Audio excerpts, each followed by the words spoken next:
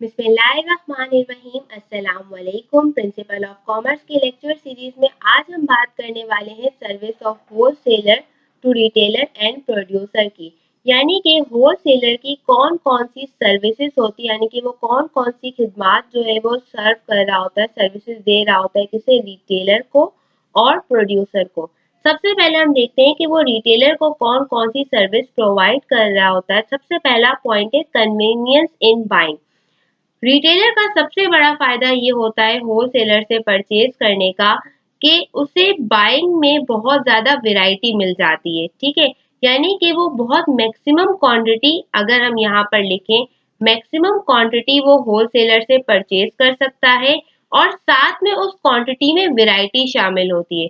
अगर retailer directly producer के पास जाएगा परचेज करने के लिए तो उसे सिर्फ एक ही तरह की क्वांटिटी मिलेगी और साथ में अगर हम बात करें तो उसका ट्रेवल एक्सपेंस जो है वो बहुत ज्यादा बढ़ जाएगा। इसीलिए अगर देखा जाए तो बाइंग में कन्वीनियंस यानी कि आसानी होती है रिटेलर को अगर वो होलसेलर से परचेज कर रहा होता है।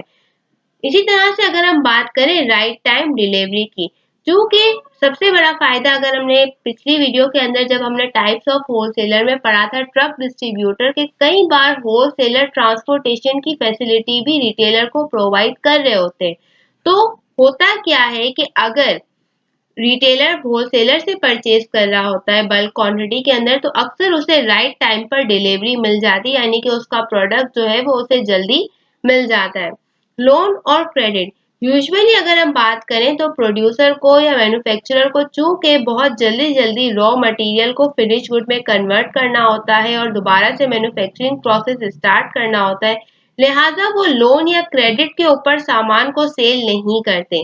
लेकिन रिटेलर को क्या है, होलसेलर ये सर्विस प्रोवाइड करता है कि अगर उनके पास ऑन द स्पॉट पैसे नहीं है, कैश मौजूद नहीं है, तो उसे वो क्रेडिट या लोन पर जो है वो सामान प्रोवाइड कर देता है। ठीक है, इसी तरह से अगर हम देखें स्टोरेज सर्विस, ठीक है, रिटेलर के पास अगर सामान रखने की जगह नहीं है या उस वक्त वो सामान नहीं उठा सकता अपनी शॉप में रखने के लिए, तो वो उसको स्टोरेज सर्विस भी क्या करता है, होलसेलर रिटेलर को प्रोवाइड कर रहा होता है। और इन द एंड अगर हम बात करें better and great variety, point number 1 के अंदर भी हमने डिस्कस किया कि मैक्सिमम क्वांटिटी के अंदर अगर होलसेलर के पास वो परचेज नहीं करता, प्रोड्यूसर के पास जाता है परचेज करने के लिए, तो उसे मल्टीपल या ग्रेट वैरायटी नहीं मिलेगी, जबकि एक होलसेलर के पास एक ही प्रोडक्ट की मुख्तलिफ वैरायटीज मौजूद होती हैं।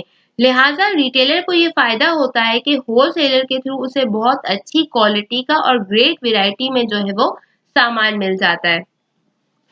इस तरह से हम देखते हैं कि होलसेलर की प्रोड्यूसर को क्या सर्विसेज होती है, डायरेक्ट लिंक विथ रिटेलर। ठीक है, क्योंकि होलसेलर अगर हम बात करें, अगर मैं यहाँ पर लिखूं, यहाँ पर प्रोड्यूसर, ठीक है, यहाँ होलसेलर, ठीक है, और यहाँ रिटेलर, ठीक है, ये तीन अगर हम एक चेन ड्रॉ करें तो होलसेलर का डायरेक्ट लिंक होता है रिटेलर के साथ। अब मार्केट में रिटेलर तो बहुत सारे हैं, ठीक है, अब प्रोड्यूसर किन किन रिटेलर्स के पास जाएगा, उसे कैसे आइडेंटिफाई करेगा, उसे अगर वो आइडेंटिफाई कर भी लेता है तो उसे बहुत टाइम लगेगा कि कौन सा रिटेलर है जिसको उसके प्रोडक्ट की नीड है और उसे सेल करना चाहिए। लिहाजा अगर हम देखते हैं होलसेलर की वजह से प्रोड्यूसर को डायरेक्ट रिटेलर से लिंक नहीं करना पड़ता, बल्कि बीच में ही वो अपना सामान किसको सेल कर देता है, होलसेलर को सेल कर देता है। ठीक है, स्टोरेज फैसिलिटी, जिस तरह से होलसेलर रिटेलर को ये सर्विस प्रोवाइड कर रहा होता है स्टोरेज की, इस तरह से वो प्रोड्यूसर को भी स्टोरेज फैसिलिटी प्रोवाइड करता है, ताकि प्रोड्यूसर को इससे क्या आसानी होती है कि वो जल्द से जल्द दोबारा से अपना मैन्युफैक्चरिंग प्रोसेस को स्टार्ट कर लेता है।